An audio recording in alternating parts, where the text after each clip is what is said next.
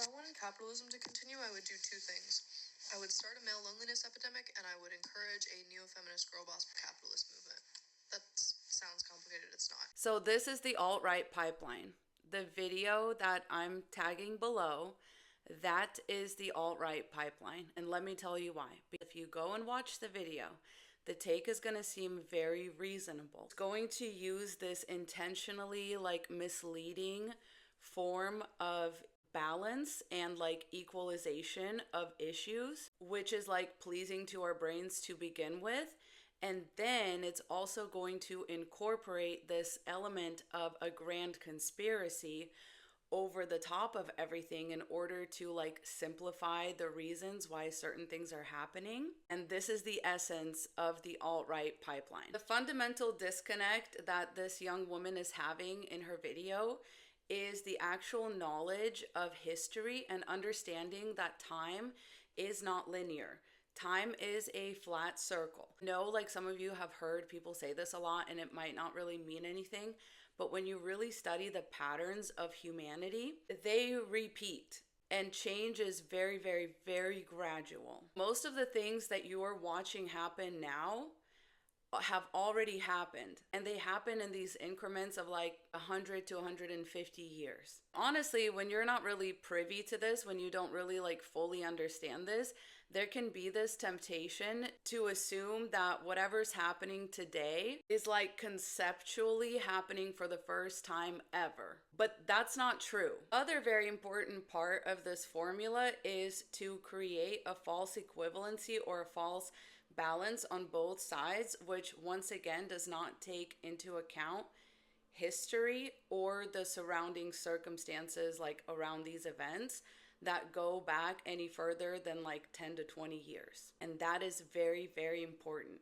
So the premise of the video is, if I wanted capitalism to continue, I would start a male loneliness epidemic and I would encourage a girl boss, neo-capitalist type movement. These things cannot be started or encouraged. These things have happened time and time and time again historically. The male loneliness epidemic and the girl boss neo-capitalist movement, this has happened under every single system. That is for very different reasons than you think. These things cannot be forced. These things happen naturally. The male loneliness epidemic goes all the way back to the hunter-gatherer era. Only one man was reproducing for every if I remember correctly, it was 17 or 30 something women. Men have always reproduced in much lesser numbers than women. So the male loneliness epidemic is a tale as old as time. And the other thing that men have always historically done is oppress or attempt to oppress women. That's where this so-called neoliberalist, feminist, boss babe movement is really coming from. These two things always happen. And it's not because there's actual balance on the two sides. And the reason that these things usually happen to go in tandem is because what actually comes first is the women's independence. That's what comes first every single time. And when men see that, what history shows and what statistics show is that they employ violence in order to put a stop to it. And then that's where we get the male loneliness epidemic. Men are lonely because they're dangerous to women. When you set us up as the girl bosses are just as bad as the male loneliness epidemic guys, you are doing everybody a huge disservice, and you're demonstrating that you don't know jack shit about history, because you cannot equivalize an oppressor and the people that they oppress. These two issues don't exist on this level playing field the way that she's trying to position it in her video. The history that led up to these things has always been there, under capitalism or not. Do you understand what I'm saying? It doesn't matter whether capitalism is present, there will usually be a male loneliness epidemic. That's always been the case. This is why men get sent off to war en masse. The reason that there was the least number of unmarried men and there was no loneliness epidemic in the 50s was because a bunch of the men unalived in a war. But if those men had been there, if they weren't off unaliving in a war, there would be a male loneliness epidemic. Next, of course, there's the fundamental difference of the male loneliness epidemic represents men who are undesirable to women. They're lonely because they're undesirable.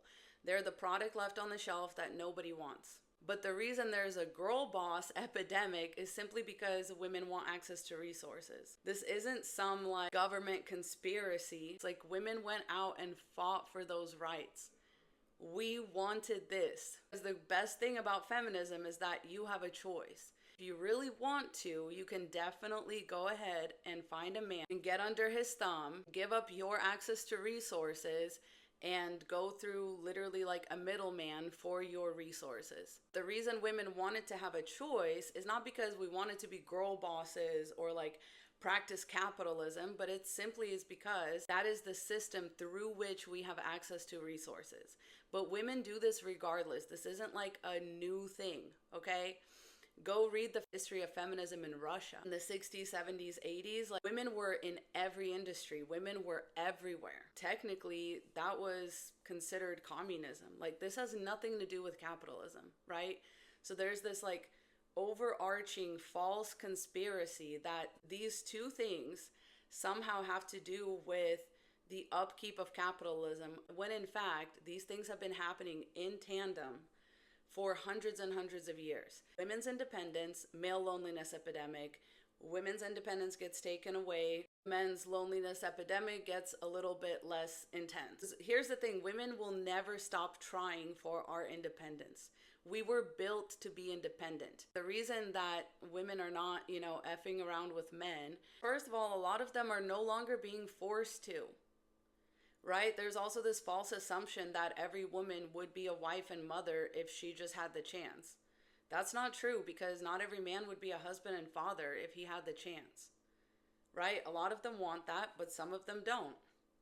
And it's the same with women. The reason why we're not calling out a male loneliness epidemic and a female loneliness epidemic, because that would be the real equivalency, because we all know deep down that men deserve to be lonely. And we call that an epidemic because we don't believe that they're capable of change, because they haven't shown us that, because the history repeats on their side over and over and over. Male loneliness epidemic always leads to the oppression of women.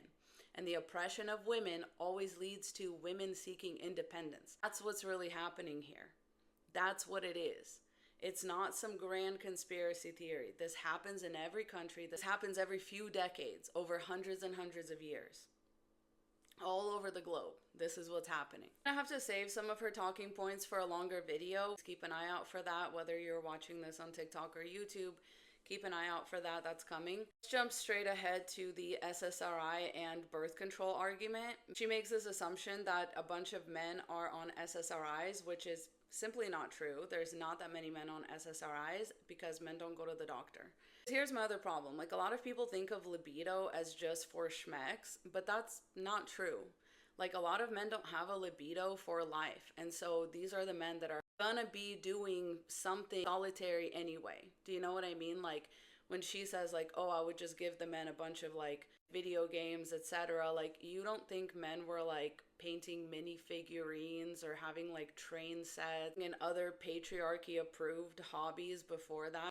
Hobbies in like a male space, because women are usually too busy with like life and cooking and cleaning and all that stuff. Men have always had hobbies, and lonely men especially have always had hobbies. And it's not so much that they're on SSRIs that are inhibiting or lowering their libido. We just happen to be in like a downturn era. Like, we're in a recession, depression era, which again, this happens all the time, and the men always act the same. They do become more violent. There was like the zoot suit gangs of the 1920s. There was like all the mobsters in 1930. You're just witnessing history repeat itself. This is nothing new. You're assigning like a completely irrelevant motive to the things that have happened over and over and over again, as long as we have all lived. And then you're equating birth control and having a job to basically women becoming spinsters, which once again, that term came from like a time when women didn't have rights, or their rights were being fundamentally violated, and they chose to withdraw from a society that had nothing to offer them. And this, once again, this happens every couple of decades. Okay, the reason that women have always, by the way, used birth control, always, there's always been some form of birth control that women have used, and men always try to outlaw it because guess why? It leads to our independence. Women have always used birth control. That's nothing different. It's just that today's birth control is more effective. Is it lowering sex drives, etc.? We may never know because men are unfuckable. She really lost me when she said a woman who believes that her duty in life is not motherhood. Full stop. That is propaganda. A woman's duty in life is not motherhood. We are one of the few species that goes through menopause and gets to spend about half of its life on earth infertile. So no, that is not our purpose. If that was our purpose, we would unalive a few years after our fertility period would end. Even if you do want to go the like quote unquote natural route and talk about the nature of women, the purpose and nature of women is to decide whose genes get to continue on. Women right now are deciding, like, that's the decision. There are just not a lot of genetics out there that are worth procreating. Reducing women's jobs down to administrative labor for capitalism or for the war machine is insane because, once again, the reason that women get pigeonholed into those roles is because of men in the patriarchy, not because they want to do the administrative labor for the system of capitalism or for some war machine. Simply because it is our only way to access resources. That's what men hate, and then they act accordingly, and then once again we get the male loneliness epidemic. This is not a new thing. Men have always been lonely. The majority of men have historically not gotten to procreate. They have either unalived alone, unalived in a war, or unalived at the hands of other men. Furthermore, there are women out here that are unable to have children, so no, it's not their purpose in life.